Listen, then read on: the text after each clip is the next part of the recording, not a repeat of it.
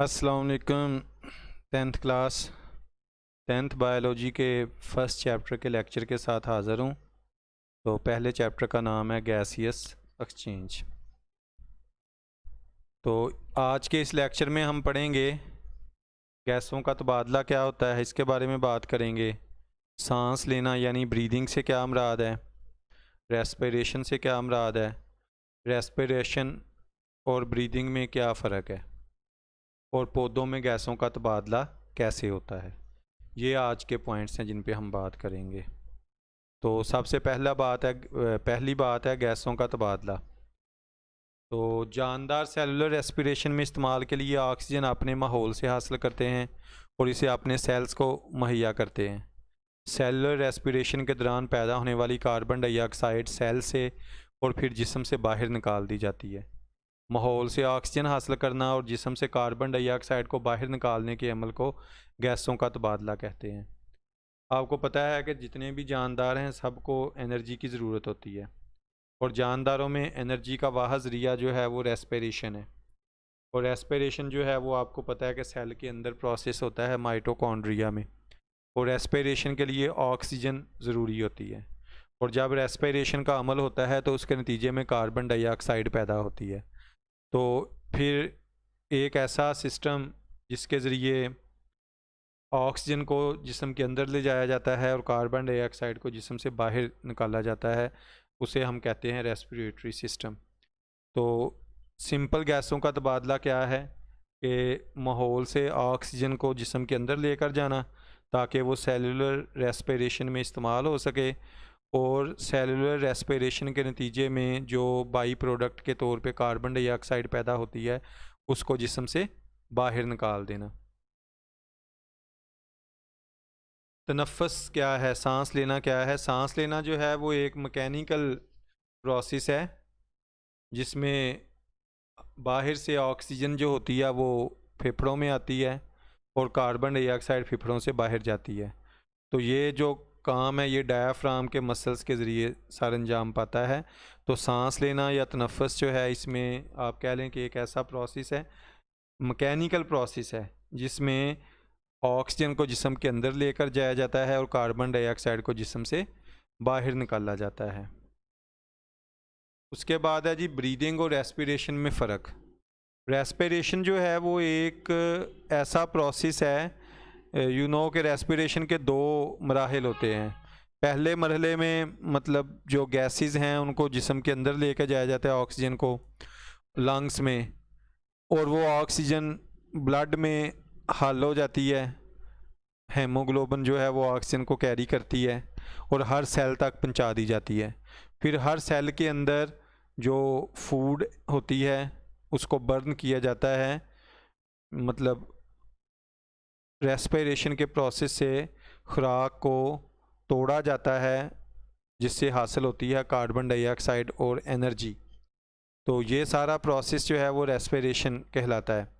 मतलब ये कि ब्रीदिंग तो होता है, सिर्फ ब्रीदिंग जो है वो सिर्फ एक मैकेनिकल प्रोसेस है कि जिसमें ऑक्सीजन जिस्म के अंदर जाती है और कार्बन डाइऑक्साइड जिस्म से बाहर निकाली जाती है। जबकि रेस्पिरेशन की जब हम बात करें तो ये एक ब्रॉडर टर्म है जिसमें मैकेनिकल और बायोकेमिकल रिएक्शंस भी शामिल है।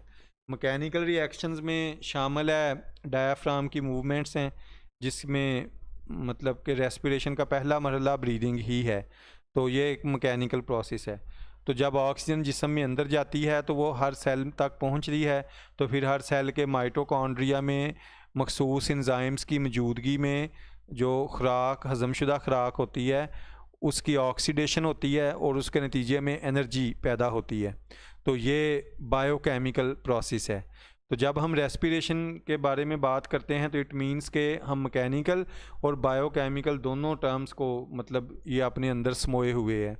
जबकि ब्रीदिंग जो है वो फ़क्त गैसों का तबादला है। तो इसलिए ब्रीदिंग और रेस्पिरेशन जो है वो एक ही प्रोसेस नहीं है, बल्कि ये दो मुख्तलिफ प्रोसेस हैं। मतलब ब्रीदिंग जो है वो रेस्पिरेशन का हिस्सा है। तो पौधों में गैसों का तबादला कैसे होता है जी। पौधे भी जानदार हैं और पौधों में भी गैसों का तबादला होता है। पौधे जो हैं माहौल से गैसों के तबादले के लिए पौधों के पास कोई मखसूस आर्गन्स नहीं होते। तो पौधे का हर सेल माहौल से गैसों का तबादला अपने तौर पे करता है। पत्तों और छोटी उम्र के जो तने होते हैं उनकी एपिडर्मिस में स्टोमेटा मौजूद होते हैं। एपिडर्मिस जो पौधे की जो बाहर वाली सतह है उसमें आपको पता है स्टोमेटा छोटे छोटे सुराख होते हैं जिनके ज़रिए पौधे गैसों का तबादला करते हैं।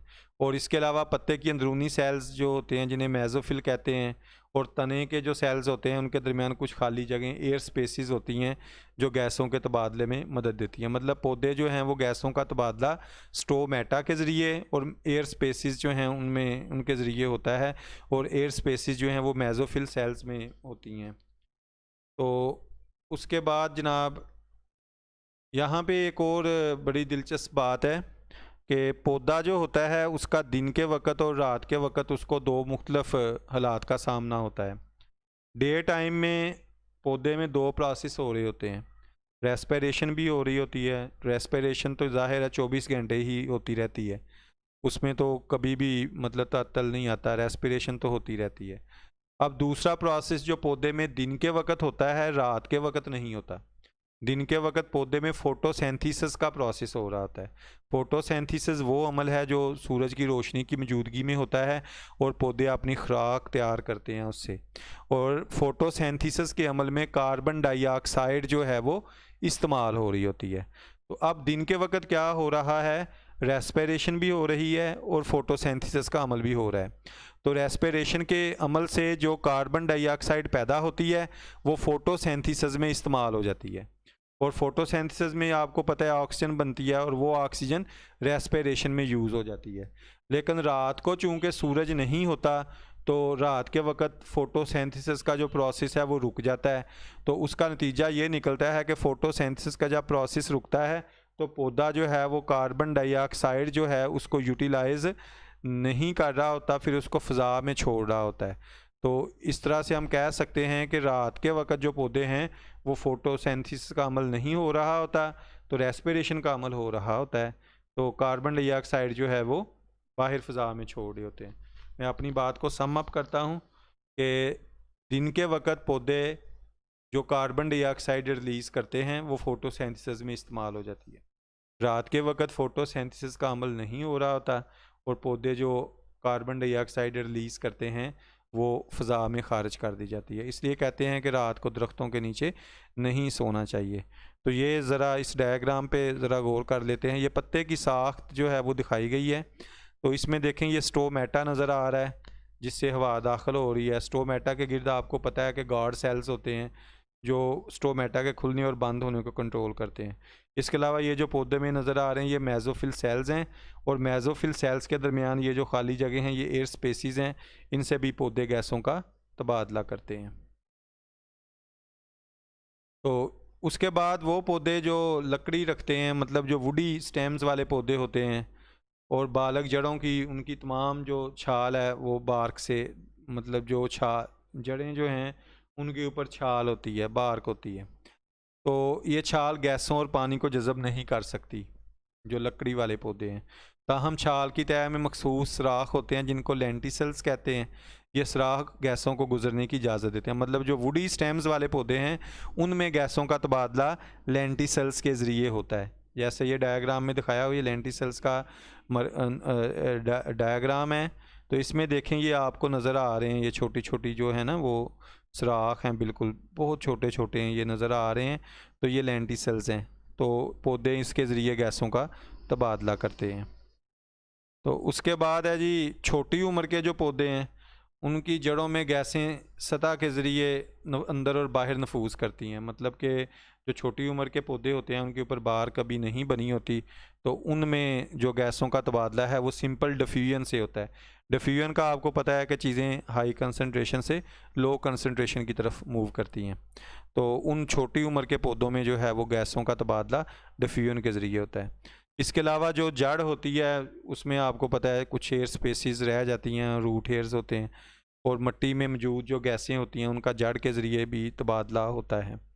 तो आबी पौधे जो होते हैं, आबी पौधे वो जो पानी में रहते हैं, तो वो भी पानी में जो हलशुदा ऑक्सीजन होती है उसको जज़ब करते हैं और कार्बन डाइऑक्साइड भी पानी में ही खारिज करते हैं। तो अब मैं अपनी सारी बात को समराइज़ करता हूँ कि पौधों में गैसों का तबादला जो है वो स्टोमेटा के ज़रिए होता है, और जो मेसोफिल सेल्स के दरमियान एयर स्पेसिस होती हैं उनके ज़रिए गैसों का तबादला होता है। और दिन के वक्त पौधे जो हैं वो कार्बन डाइऑक्साइड खारिज नहीं कर रहे होते, वो जो कार्बन डाइऑक्साइड होती है वो फोटोसिंथेसिस के अमल में यूज़ हो जाती है। तो रात के वक्त जो पौधे हैं, चूँकि फोटोसिंथेसिस का अमल नहीं हो रहा होता, रात के वक्त पौधे जो हैं वो कार्बन डाइऑक्साइड फ़ज़ा में रिलीज़ कर रहे होते हैं, इसलिए रात को पौधों के नीचे नहीं सोना चाहिए। उसके बाद जो है वो जो लकड़दार पौधे हैं जिनका वुडी स्टेम होता है, वो अपना गैसों का तबादला लेंटिसल्स के ज़रिए करते हैं। और जो छोटी उम्र के पौधे हैं उनमें गैसों का तबादला नफूस के ज़रिए होता है, डिफ्यूजन के ज़रिए। और दूसरे वो जो पौधे पानी में पाए जाते हैं वो भी गैसों का तबादला पानी में मौजूद ऑक्सीजन ले लेते हैं और फ़ज़ा और कार्बन डाइऑक्साइड पानी में ही छोड़ देते हैं। तो ये था जनाब आज का हमारा लेक्चर। तो उम्मीद है कि आपको इसकी समझ आई होगी। तो इसको अच्छी तरह आपने बुक से रीड आउट करना है और समझना है, और अगर किसी चीज़ में आपको प्रॉब्लम होती है तो आप मेरे व्हाट्सएप नंबर पे जो है वो कांटेक्ट कर सकते हैं। अल्लाह हाफिज़।